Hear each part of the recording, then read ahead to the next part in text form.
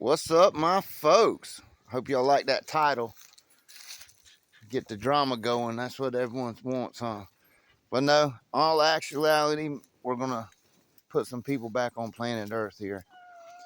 All right. As the title says, let's talk about Jeep and others, because this applies to all bloodlines. Okay? The only reason I'm using Jeep is because everyone knows who Jeep is. Jeep was a very good dog from a good litter that went on to produce good dogs and make quite a name for himself. One of the biggest ROMs on the list. All right. Okay. Everyone like say you greenhorns need to understand sales tactics that people use.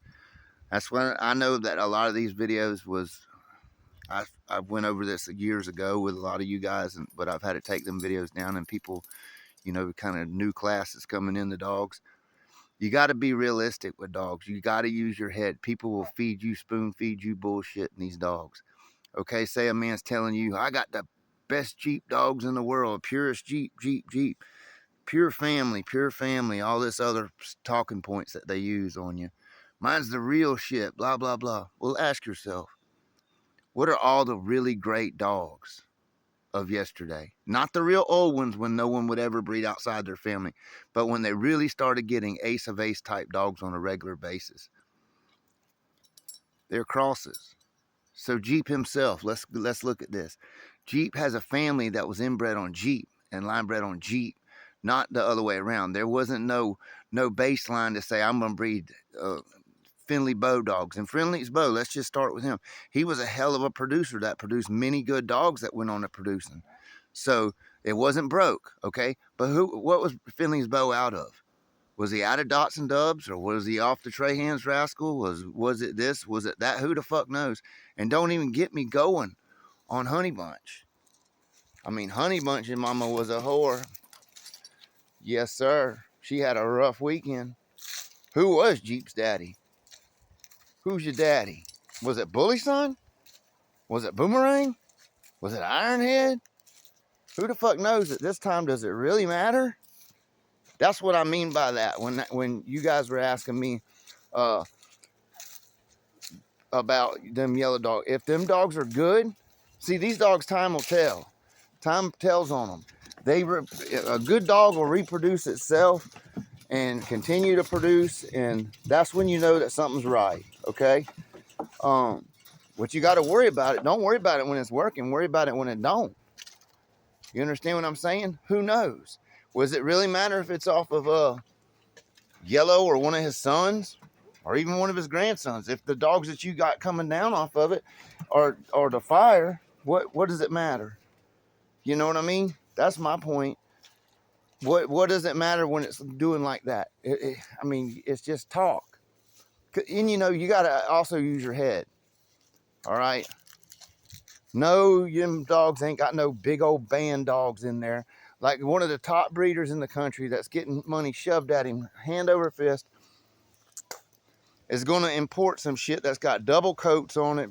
Fucking, they don't even resemble a pit bull at all. You're going to sell somebody a dog that looks like he's got a satellite dish on his forehead, fucking double coated like a Labrador or a Chesapeake Bay.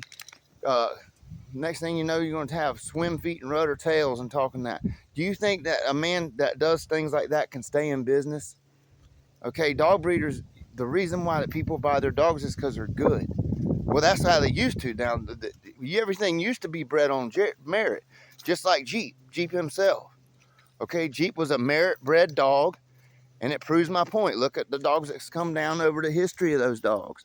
Okay, when people like to say things like scatterbred and all this stuff, a good breeder knows what the fuck they're doing. Okay, just like old Smiley here.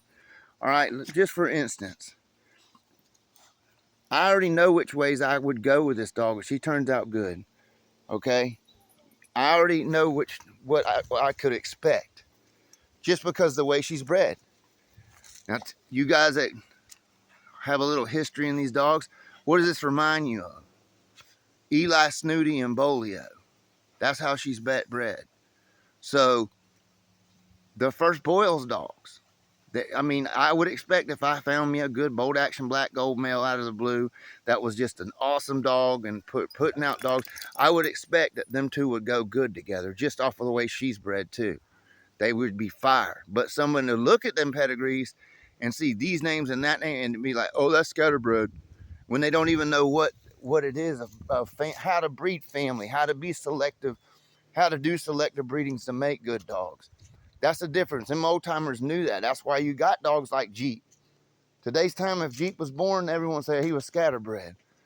And if he had them Dots and Doves papers, oh, he's Colby, even though Colby's dime was an excellent producer.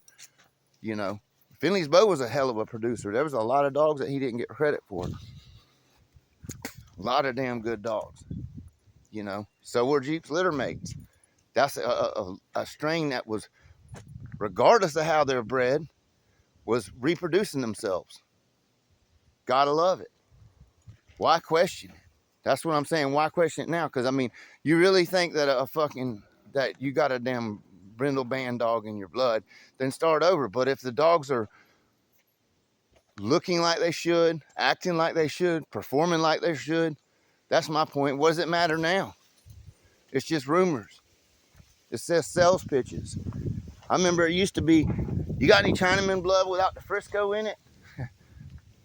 Sometimes I'd be like, why would I want to fucking do that? You know what I mean? I like the Frisco blood. Not all of it. I don't like all of none of them blood. You know, it's just the way it works. And a good breeder knows how to preserve and put together. Now, I'm not talking about breeding if you want to do a preservation breeding with live dogs. There's nothing wrong with that. That's what RIP is. Okay, I did a preservation breeding on the Walker Velvet stuff. There's only a 16th of Buster out. And Buster's gone. He's in the happy hunting ground now. Going to miss him. He was a good buddy of mine. Come here. Quit tearing up stuff.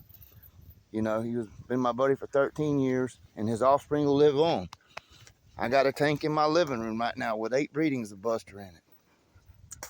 You know, so I do preservation breedings now, so I don't have to, like, when I do an inbreeding on the turtle bus, say I do just for shits and giggles, make a real heavy turtle buster breeding with this Oscar. I can take a female off that in 6-7 years from now, and I can hit it out of the blue back into my damn RIP dog, and I'm expecting good things to come. You see what I'm saying? Which I'll also have Rusty frozen too, so I'm gonna freeze. Now the dogs that produce good, you kind of got to give them their due if you're able to do it and preserve them themselves. You know, like with Buster, that's what my clubber dog is. He was a replacement stud for a live stud for that blood, and I like the out in him. It's Rusty's sister, and them dogs have worked real good, and they produce real good, and they got a good demeanor. And they're calm and chill. He's good. He breeds real easy. That's a good replacement stud. And he's producing a hell of a dog. You know, that's how you do it. It ain't got nothing to making good quality dogs. I mean, anyone can stack papers, but the problem is people get these papers on their mind and they think that's how it is. A lot of times when you're inbreeding on a dog, you're hoping to catch certain traits and preserve those traits and then hoping that that dog can produce them. A lot of times, the heavier you get, the slower you lose stuff. Like with the turtle buster stuff.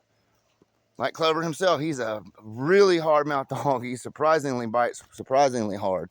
I mean, shockingly hard. And a lot of them dogs do. But he's got small teeth. That's the trait of inbreeding. People don't think about that. He doesn't have a heart murmur or anything like that, but he's got small teeth.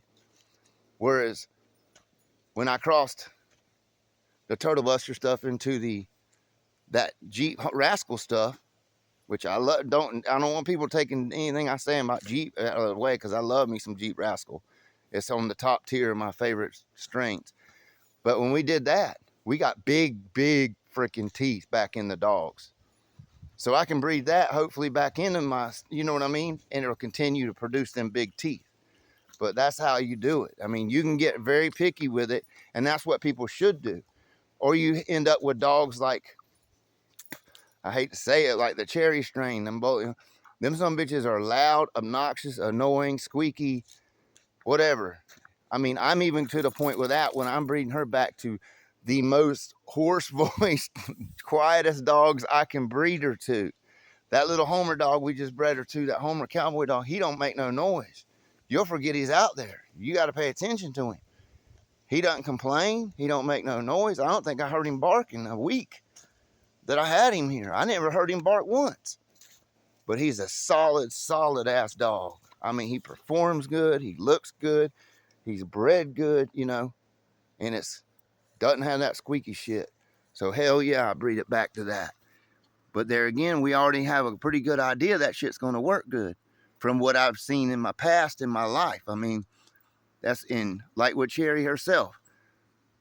I wouldn't breed her back into the same stuff. That's kind of when we bred the Choco Taco dog to her. That's what Curtis is. Them dogs come out exactly the way I thought they were going to look. Exactly. They act the same that way. They're hyper. They're intense. Now, I got about 8 more months on him before I'll be able to hunt with him, but I'm expecting he'll do pretty fair. You know, like Cherry herself, she possesses the trait I was looking for, that Speedy Gonzalez trait. Real fast mouth, real intense. She's got it, and she's putting it out in her offspring. But she's also putting out that loud shit, that tearing up everything shit too. I'm going to try my best to get them down on that. You know what I mean? But that's a long process. You got to look for things on dogs, you know. But anyway, folks, that's the truth of the matter, is they all got some skeletons in their closet. They all, the old timers, had their deal. But there is no, if you got good dogs off of any of it, there's no reason to even fucking worrying about it. It obviously was working. You don't worry about it when it works. You worry about it when it don't work. Like for instance, it's just like I said, okay? Say 3 years from now, I come around the corner and there's somebody, I see a dog that performs out of this world, and he's the old type of boil stuff. And say I bred this bitch to him and they didn't work. I'd have to question his pedigree because I know hers is true. You see what I'm saying? I know what hers is. So I'd have to question, well, shit, you sure he's bred this way? Especially if they just bought him from somebody, you know? That's my point. You don't really worry about it when it's working. Nobody I know does anyway. I mean, just be happy and don't look a gift horse in the mouth too much. You might bite your finger. But anyway, folks, y'all take care. Y'all stay safe and y'all keep on bulldogging.